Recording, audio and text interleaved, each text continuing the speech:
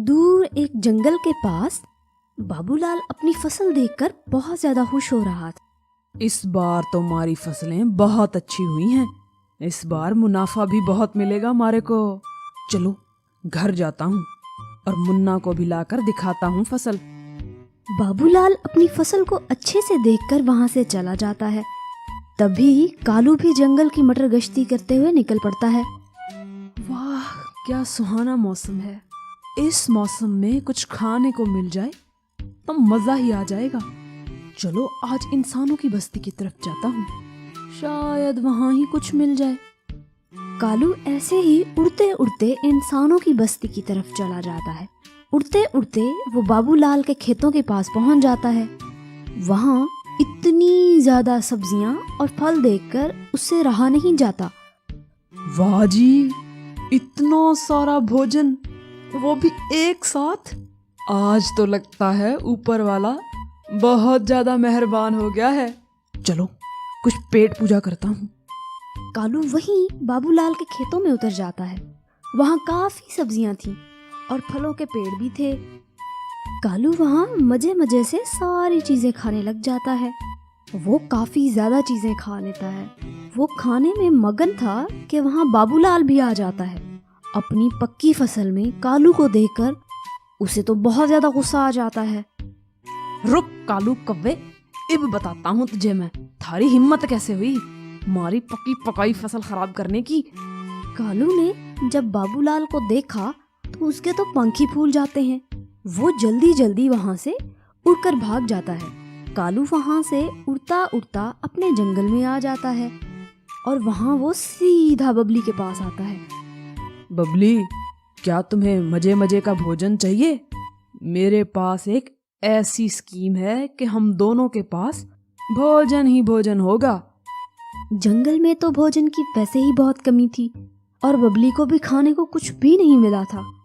जी जी कालू भाई बताए ना, मैं तो सुबह से भूखी हूँ, मुझे आज कुछ भी नहीं मिला खाने को। तो सुनो, यहाँ से कुछ दूर एक किसान की फसल है जिसमें तरह तरह की सब्जियां और फल हैं। हम वहां से जी भर के भोजन खा सकते हैं, लेकिन उसमें एक समस्या है। और वो क्या समस्या है कालू, बताओ, हम उसका कोई ना कोई हल तो निकाल ही लेंगे, लेकिन फिलहाल तो मुझे भोजन चाहिए। वो खेत बाबूलाल के हैं और वो अपने खेत की बहुत ज्यादा रक्षा करता है। हमें मिलकर काम करना होगा, तभी हम वहां से कुछ ला सकेंगे। हाँ तो बताओ मुझे क्या करना होगा, मैं सब करने के लिए तैयार हूँ। हाँ तो ठीक है, देखो हम वहां जाकर बैठ जाएंगे। जैसे ही बाबूलाल खेतों से जाएगा ना, तो हम बहुत सारा भोजन लेंगे। लेकिन तुम्हें ये करना होगा कि जैसे ही बाबूलाल को खेत की तरफ आता देखो ना, तो तुमने एक आवाज निकालनी है। मैं उससे समझ जाऊंगा और वहां से उड़ जाऊंगा। बस इतना सा काम है तो ठीक है, ये कोई मुश्किल काम तो नहीं है। चलो अभी चलते हैं वरना शाम हो जाएगी।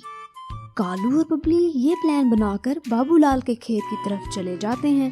वो वहां पहुंचे तो बाबूलाल वहां पे मौजूद नहीं था और फिर प्लान के मुताबिक चिड़िया एक पेड़ पर बैठकर पहरा देने लग जाती है और कालू खेत में जाकर भोजन इकट्ठा करना शुरू कर देता है। कालू अभी खेत में ही था कि वहां से बाबूलाल भी आता है। चिड़िया उसको देखकर फौरन एक जोर से आवाज निकालती है, जिससे कालू को पता चल जाता है कि भाई बाबूलाल आ रहा है और वो वहां से फौरन ही उड़ जाता है। कालू ने वैसे भी बहुत सारा भोजन इकट्ठा कर लिया था। वो दोनों उड़कर एक सुरक्षित सी जगह पर पहुंच जाते हैं जहां उन्हें किसी का डर नहीं था। चलो कालू, अब मुझे मेरा आधा भोजन दे दो। लेकिन कालू ठहरा हमेशा का लालची और भूखा। वो उसे थोड़ा सा भोजन दे देता है। देखो बबली, सारी मेहनत तो मैंने की थी ना, इसलिए मेरा हिस्सा भी ज्यादा बनता है। तुमने तो बस एक आवाज निकाली थी। वो तो मेरा दिल बहुत बड़ा है, इसलिए मैं तुम्हें ज्यादा भोजन दे रहा हूँ। बबली चुप कर जाती है क्योंकि उसके लिए वो भोजन ही काफी था, लेकिन उसे कालू पर भी बहुत ज्यादा गुस्सा था। उसी समय मटकू और चिंटू भी आ जाते हैं। वो दोनों भी भोजन ढूंढ ढूंढ कर ही आ रहे थे, लेकिन उनको कहीं भी भोजन नहीं मिला था। बबली दीदी, कालू, इतना ज्यादा भोजन ये आप दोनों के पास से कहाँ से आ गया? हम तो सुबह के निकले हैं, मजाल है हमें कुछ मिले, और इधर आप इतना सब कुछ इकट्ठा करके बैठे हैं। बबली उन दोनों को सारी बात बता देती है कि कैसे वो दोनों बाबूलाल के खेत से ये सब कुछ लेकर आए हैं। तो फिर हमें भी ले जाना ना आप दोनों। हमने तो आज जंगल का कोना कोना छान मारा है, हमें तो एक दाना भी नहीं मिला, इसीलिए अब हम भी आप दोनों के साथ जाएंगे। तो ठीक है, फिर सुबह तैयार रहना तुम दोनों, सुबह सुबह ही जाएंगे हम। और फिर अगले दिन सब मिलकर जाते हैं। मटकू, चिंटू और बबली मिलकर पहरा देते हैं और कालू खेत से भोजन इकट्ठा करता है। लेकिन अब की बार भी जब कालू भोजन बांटता है तो काफी ज्यादा हिस्सा खुद रख लेता है और बाकी सबको थोड़ा थोड़ा दे देता है। वो समझते हैं कि शायद कालू ने इस बार ही ऐसा किया है, अगली बार वो सबको बराबर हिस्सा देगा। लेकिन अब तो कालू हमेशा ही ऐसे करता था, चुराए हुए भोजन से वो काफी ज्यादा हिस्सा खुद रख लेता और बहुत कम बाकी पक्षियों को देता था। बबली दीदी, अब तो कालू ने मामूल ही बना लिया है, हमें कुछ भी नहीं देता और सारा भोजन खुद रख लेता है। मुझे पता है, उसकी भूख फिर भी खत्म नहीं होती है, उसका लालच तो बढ़ता ही जा रहा है। हमें इसका सबक सिखाना ही पड़ेगा। आप सब बोलो तो मेरे माइंड में एक योजना है इसका सबक सिखाने की। बताऊं क्या? हाँ हाँ बताओ चिंटू। मैं तो हर हाल में कालू से अपना बदला जरूर लूंगा। तो फिर सही है, हम ऐसा ही करेंगे। फिर चिंटू सबको वो स्कीम बता देता है। बस फिर अगली दफा जब हम जाएंगे ना तो ऐसा ही करेंगे। उधर बाबूलाल भी आए दिन अपने खेत से चोरी को लेकर बहुत गुस्से में था। मारी सारी फसल का बेड़ा गर्क कर दिया इन पक्षियों ने। आज आए तो सही वो कालू कौवा, उसको तो मैं बताऊंगा। आज मैं छुप कर यहाँ बैठूंगा और उसने पकड़ के ही छोड़ूंगा। अगले दिन सारे फिर से बाबूलाल के खेत की तरफ चले जाते हैं। मटकू, चिंटू और बबली तीनों पहरा देने लग जाते हैं और कालू खेत में चला जाता है। कालू बड़े मजे से खेत में भोजन इकट्ठा कर रहा था कि ऊपर से बाबूलाल आ जाता है।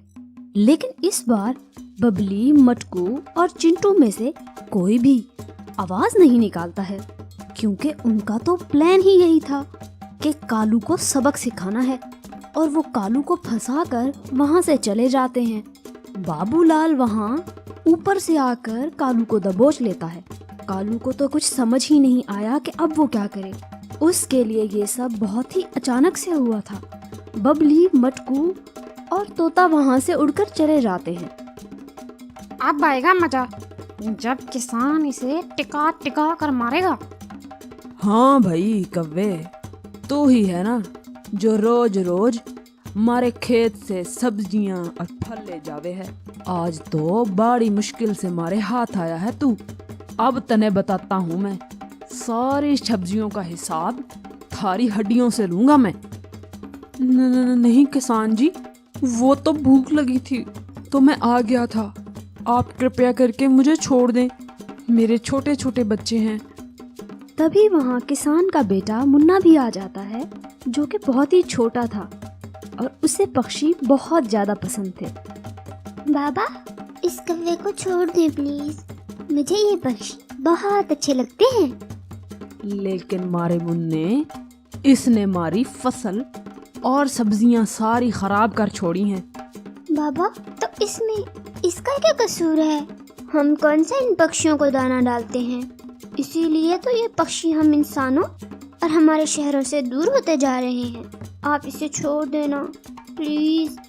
तू सही कह रहा है छोरे, ये हम इंसानों की ही गलती है कि हम पक्षियों को प्यार और रक्षा नहीं दे सके हैं। ये कहकर बाबूलाल कौवे को छोड़ देता है और खुद से वादा करता है कि अब वो पक्षियों को दाना जरूर डाला करेगा। कालू वहाँ से उड़ पड़ता है और उसकी मंजिल अब उसका अपना जंगल था जहाँ उसने जाकर बबली, मटकू और मिंटू तोते से माफी मांगनी थी। हमें सीख मिलती है कि हमें अपने इर्द गिर्द मौजूद पक्षियों का बहुत ज्यादा ख्याल रखना चाहिए। उनको दाना डालना चाहिए, उनके लिए पानी भर के रखना चाहिए, क्योंकि पक्षी बहुत ज्यादा मासूम होते हैं। पक्षियों के उस जंगल में बहुत सारे पक्षी रहते थे। उनमें कालू कौवा और उसकी पत्नी नीलो कौवे भी रहते थे। कालू और नीलो दोनों ही बहुत बेईमान थे। कालू और नीलो का दूध का बहुत बड़ा व्यापार था। कालू ने बहुत सारी गायें पाल रखी थी, जिनका दूध बेचकर वो बहुत ज्यादा पैसे कमाता था। शुरू में तो कालू ने बहुत ईमानदारी से दूध बेचा, जिससे उसे पैसे तो बच जाते थे, लेकिन वो कुछ ज्यादा ही पैसे कमाना चाहता था।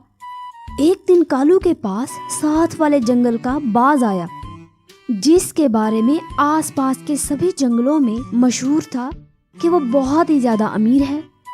उसका भी दूध का ही व्यापार था। अरे कालू, सुना मेरे दोस्त, कैसे हो तुम? और सुनाओ, व्यापार कैसा चल रहा है तुम्हारा? भाई मैं तो खूब कमा रहा हूँ इस व्यापार से। बस क्या बताऊं बाज जी, कमा तो मैं भी रहा हूँ, लेकिन ज्यादा पैसे नहीं बचते हैं। अब तो सोच रहा हूँ ज्यादा गाय डाल लूं, दूध बढ़ेगा तो मुनाफा भी बढ़ जाएगा। अरे नहीं नहीं, ज्यादा गाय का फायदा नहीं है। मैं तुम्हें एक योजना बताता हूँ। ऐसा करो, दूध में पानी मिलाना शुरू कर दो। मैं भी तो यही करता हूँ, तभी तो इतनी जल्दी अमीर हो गया हूँ मैं। कालू तो पहले ही बेईमानी के चक्रों में था। जब उसने बाज की ये बात सुनी तो बहुत ज्यादा खुश हो गया। वाह बाज भाई, क्या योजना बताई है आपने। आप जैसा दोस्त हो तो क्या ही कहने। मतलब मैं तो इतनी ही गायों के साथ बहुत ज्यादा पैसे कमा सकता हूँ। अरे हाँ कालू भाई, अब मैं चाहता हूँ, और भी कोई समस्या हो तो जरूर बताना मुझे, तेरा भाई सब सही कर देगा। बाज कालू के दिमाग में ये शैतानी आइडिया डालकर वहां से चला जाता है और कालू मन ही मन में बहुत ज्यादा खुश होता है। फिर अगले ही रोज कालू ने गाय से दूध निकालकर उसमें बहुत ज्यादा पानी मिला दिया, जिससे दूध बहुत ज्यादा पतला हो गया, लेकिन बहुत ज्यादा बढ़ भी गया था। इतना दूध देखकर तो कालू की चोंच खुली की खुली रह गई। कालू ने फिर वो पानी मिलाया हुआ दूध बेचना शुरू कर दिया। सारे पक्षी अब उसे बताते थे कि उसके दूध में अब वो पहले वाली बात नहीं रही। अब उसका दूध बहुत ज्यादा पतला होता था, लेकिन वो कभी गायों के बीमार होने का बहाना लगा देता तो कभी चारा ना मिलने का बहाना कर देता था। उस दिन भी कालू सब पक्षियों को उनका दूध देने गया। बबली, तोता और कबूतर भी कालू से ही दूध लिया करते थे। लाओ चिड़िया, अपना बर्तन ले आओ और दूध ले लो मुझसे, फिर मैंने दूसरे जंगल भी जाना है। कालू भाई, अब आपका दूध सही नहीं होता है। ऐसे लगता है जैसे किसी ने पानी में थोड़ा सा दूध मिला दिया हो। पहले तो ऐसा नहीं होता था। हाँ कालू जी, जरा मजा नहीं आता दूध पीकर। कल मैंने खीर बनाई थी, किसी भी काम की नहीं बनी मेरी खीर। आप जरूर दूध में पानी मिलाते हैं। लेकिन कालू भी तो फिर कालू ही था, वो कहाँ अपनी गलती मानने वाला था। अरे पक्षियों, मैं भी भला क्या करूं, गर्मी ही इतनी ज्यादा है। मेरी गाय जो है ना, सही से चारा नहीं खाती, और तो और आजकल जंगल में चारा मिलता ही कहाँ है, इसीलिए दूध पतला हो रहा है। तुम सब लोग चिंता ना करो, कुछ दिनों में दूध बिल्कुल ही ठीक हो जाएगा। अच्छा ही है कि ठीक हो जाए कालू, वरना हमने फिर कहीं और से दूध लगवा लेना है। फिर ना कहना कि हमें बताया नहीं था। अरे नहीं नहीं कबूतर भाई, ऐसा कुछ नहीं होगा। आप सब लोग बस धीरज रखें, और हाँ, मेरे पैसे भी दे देना अगली बार। अच्छा, अब चलता हूँ मैं यहाँ से। कालू वहां से सबको दूध देकर वापस चला जाता है, जहाँ नीलो उसी का इंतजार कर रही थी। कालू जाते ही नीलो से बोलता है, वो मोटा कबूतर कैसे कह रहा था कहीं और से लगवा लेगा दूध। भाई मैं भी देखता हूँ कैसे लेते हैं किसी और से दूध। पर कालू जी, वो सब भी तो सही कह रहे हैं। अब हम जबरदस्ती तो नहीं दे सकते ना इन्हें दूध। अगर सब ने हमारा दूध देना बंद कर दिया तो क्या करेंगे हम? अरे चिंता ना करो तुम, ये छोड़ भी दें तो क्या, हमने तब तक वैसे ही बहुत अमीर हो जाना है। फिर हम यहाँ से सब छोड़ छाड़ कर शहर चले जाएंगे और कोई नया व्यापार कर लेंगे वहां पर। वाह कालू, कभी कभी तो लगता है कि तुम वाकई जीनियस हो। अच्छा तुम ऐसा करो कि गाय को चारा डाल दो, मैं तब तक बाकी का दूध साथ वाले जंगल में भी बेच आऊं। कालू वहां से साथ वाले जंगल में दूध बेचने के लिए चला जाता है। पहले तो वो सिर्फ अपने ही जंगल के पक्षियों को दूध बेचा करता था, लेकिन जब से उसने दूध में पानी मिलाना शुरू किया था तो उसने दूसरे जंगल में भी दूध बेचना शुरू कर दिया था।